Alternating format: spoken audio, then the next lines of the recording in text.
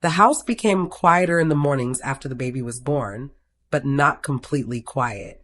There was always the sound of a cat waiting outside the nursery door, paws shifting softly on the floor, listening for movement from inside. Wilbur was the first one there every day. He learned the routine before anyone meant for him to. Before the baby arrived, the cats moved through the house like they owned every corner of it. The bassinets, blankets, and small chairs appeared one by one, and the cats treated each new thing as part of their world. Bowie slept in the rocking bassinet. Jetson curled into the baby bouncer for afternoon naps.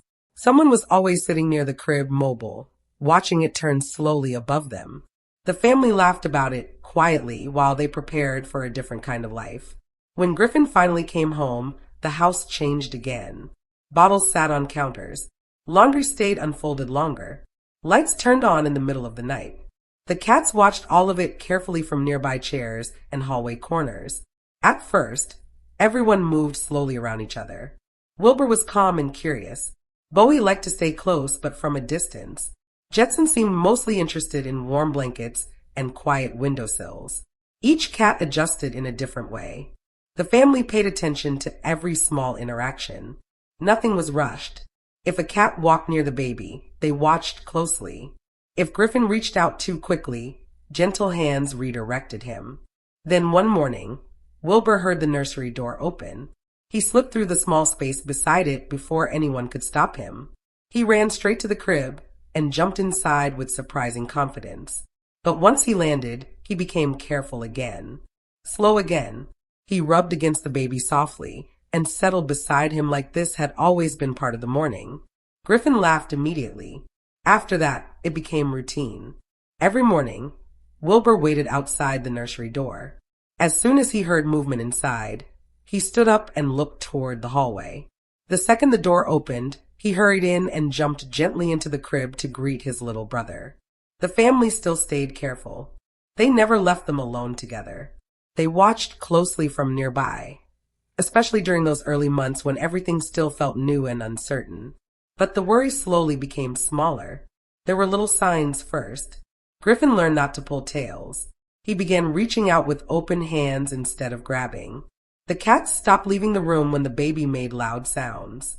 During bath time, one of them always sat nearby on the ledge, watching quietly. During playtime, there was usually a cat stretched across the mat beside him. When foster kittens came into the home, Griffin watched the older cats carefully. He copied the way they approached slowly and sat patiently. Sometimes he held out one finger just to let a kitten sniff his hand. The family noticed those moments more than anything else. Life settled into something steady after that. Mornings began with Wilbur in the crib. Afternoons meant cats sleeping near toy blocks and blankets scattered across the floor. Evenings ended with everyone gathered in the same room without much thought about it anymore. The house stayed full of movement, full of soft sounds, full of quiet company. Sometimes the family would look around and realize the adjustment period had already passed without anyone noticing exactly when it happened. The cats no longer treated Griffin like something unfamiliar. He was simply part of the group now. Trust rarely arrives all at once. Most of the time, it grows in small routines repeated gently over and over. If this small story made you smile, consider liking, sharing, and subscribing so more people can find these quiet moments too. We'll keep sharing the soft stories that happen every day, the ones that are easy to miss but stay with people for a long time.